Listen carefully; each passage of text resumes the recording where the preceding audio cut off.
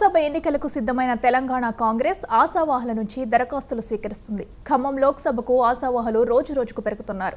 ఉప ముఖ్యమంత్రి మల్లు భట్టి విక్రమార్క భార్య నందిని ఖమ్మం పార్లమెంటు టికెట్ ఆశిస్తున్నారు. ఆమె తరపున అనుచరులు గాంధీ భవన్లో దరఖాస్తు అందజేశారు. పీసీసీ మాజీ అధ్యక్షుడు వి హనుమంతరావు కూడా ఖమ్మం టికెట్కు దరఖాస్తు చేశారు. ఇప్పటికే ఖమ్మం సీటును రేణుకా చౌదరి ఆశిస్తున్నారు.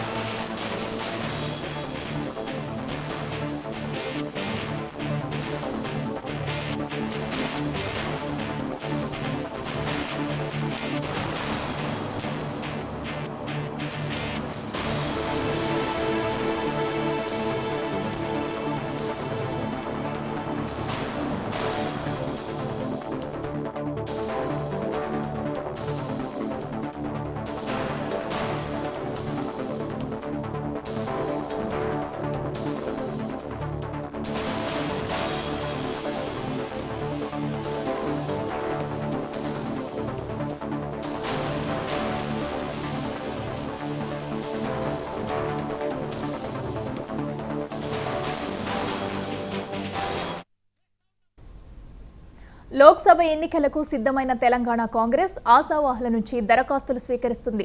ఖమ్మం లోక్సభకు ఆశావాహులు రోజురోజుకు పెరుగుతున్నారు. ఉప ముఖ్యమంత్రి మల్లు భట్టి విక్రమార్క భార్య నందిని ఖమ్మం పార్లమెంటు టికెట్ ఆశిస్తున్నారు. ఆమె తరపున అనుచరులు గాంధీ భవన్లో దరఖాస్తు అందజేశారు.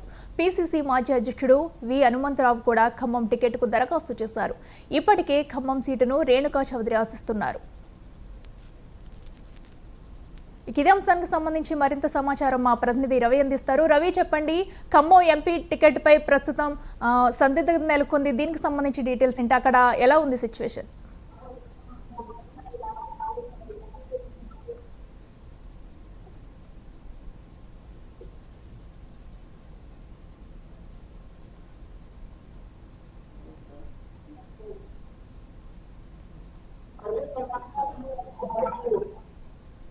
రవి, చెప్పండి.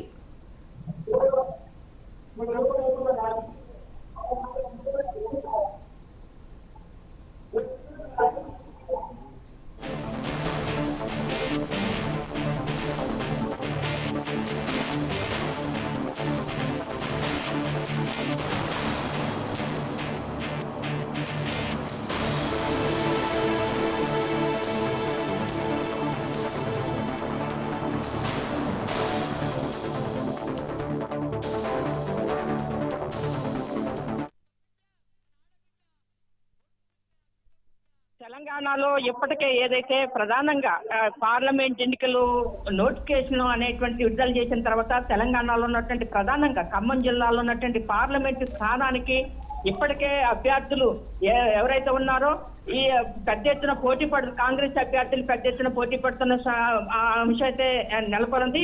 ఇప్పటికే ఏదైతే ప్రధానంగా కాంగ్రెస్ పార్టీలో ఆశావాహులు మొత్తం కూడా కాంగ్రెస్ అధిష్టానం దగ్గర పెద్ద ఎత్తున క్యూ కట్టడం జరిగింది.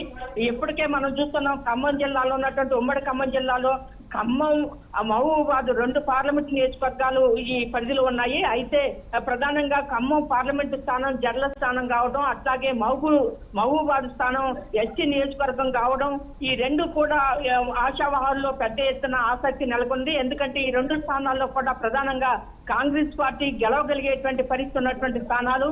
గతంలో కూడా అంటే గత ఎన్నికలలో ప్రధానంగా ఏదైతే అసెంబ్లీ ఎన్నికలలో 10 నియోజకవర్గాలకు 9 నియోజకవర్గాలలో కాంగ్రెస్ అత్యధిక మెజార్టీ తోటి గెలవడంతో ఇక్కడ అంటే పార్లమెంటు పోటీ చేసే అభ్యర్థి ఎవరు ఉన్నప్పటికీ కూడా ఖచ్చితంగా వారు అంటే గెలిచే సీటుగా ఉన్న కాంగ్రెస్ కి గెలిచే సీటుగా ఉన్నటువంటి పరిస్థితి ఉన్నది. దీని నుండి ఆ పెద్ద ఎత్తున ఆశావాహులు కూడా క్యూ కట్టిన సందర్భం ఉన్నది. కాంగ్రెస్ అధిష్టానం ఎవరిని పోటీలో నిలుపుతుందనేటువంటి సర్వత ఆసక్తి అయితే నెలకొని ఉన్నది. ఇప్పటికే ఏదైతే సోనియా గాంధీని తెలంగాణలో పోటీ చేయాలనేటువంటి తెలంగాణ కాంగ్రెస్ కమిటీ తీర్మానం చేయడం జరిగింది. అయితే తెలంగాణ నుంచి పోటీ చేస్తే ఖచ్చితంగా ఖమ్మం కానీ నల్గొండ కానీ పోటీ చేయాల్సి ఉంటుంది. అయితే ప్రధానంగా తెలంగాణలో ఉన్నటువంటి ఖమ్మానికి ఏదైతే సోనియా గాంధీ పోటీ చేస్తా లేదనేటువంటి ఇంకా అంటే అధిష్టానం ఏమి తేల్చలేని పరిస్థితి. దాంతో పాటుగా అట్లయితే ఇప్పటికే ఏదైతే కేంద్ర మాజీ మంత్రి ఏదైతే రేణుకా చౌదరి ప్రధానంగా రేణుకా చౌదరి పోటీలో ఉన్నది. ఇక్కడికే ఖమ్మం నుండి సోనియా గాంధీ పోటీ చేయని పక్షంలో ఖచ్చితంగా ఈ ఖమ్మం నుండి నేను పోటీ చేస్తానని గత వారం రోజుల క్రితం కూడా ఖమ్మంలో ప్రెస్ మీట్ చెప్పడం జరిగింది. ప్రధానంగా ఎవరు కూడా ఖమ్మం నుంచి పోటీ చేయడానికి వీల్లేదు, ఖచ్చితంగా గతంలో నుండి పార్టీని అంటిపెట్టుకున్నాం, పార్టీని కాపాడుకున్నాం, మాకు ఖచ్చితంగా ఈ యొక్క పార్లమెంట్ సీట్ ఇవ్వాలని చెప్పేసి ఒకవైపు రేణుకా చౌదరి గట్టిగా ప్రయత్నం చేస్తుంది. వారితో పాటుగా ప్రధానంగా ఏదైతే మల్లు నందిని బట్టి విక్రమార్క ఉప ముఖ్యమంత్రి మధ్య సంబంధించినటువంటి జిల్లాలో ప్రధానంగా ఖమ్మం జిల్లాలో ఉన్నటువంటి అన్ని నియోజకవర్గాల్లో తనకంటూ ఒక బలమైనటువంటి అభ్యర్థిగా అంటే తనకి క్యాడర్ గా ఉన్నటువంటిది ఉన్న సందర్భంలో మల్లు నందిని ఒక అమ్మ అనేటువంటి ఒక స్వచ్ఛంద సంస్థతో పాటుగా జిల్లాలో అనేక ప్రాంతాలలో ఎప్పటికే ఏదైతే బట్టి విక్రమార్క అనుచర వర్గం ఉండటంతో అట్లాగే కాంగ్రెస్ పార్టీ బలంగా ఉండటంతో గెలుపు కూడా సువాసన అవుతుందనే ఉద్దేశంతో బల్లు నందిని కూడా ఇప్పటికే అధిష్టానానికి తన టికెట్ కోసం పార్లమెంటు పోటీ చేస్తానని తన టికెట్ కోసం కూడా ఇప్పటికే అధిష్టానానికి దరఖాస్తు చేసుకోవడం జరిగింది. వారితో పాటుగా ప్రధానంగా ఎవరైతే మిగతా సంబంధించినటువంటి అభ్యర్థులు కూడా పోటీకి అంటే ఖచ్చితంగా పార్లమెంటు పోటీ చేస్తామని చెబుతున్న సందర్భం నెలకొంది.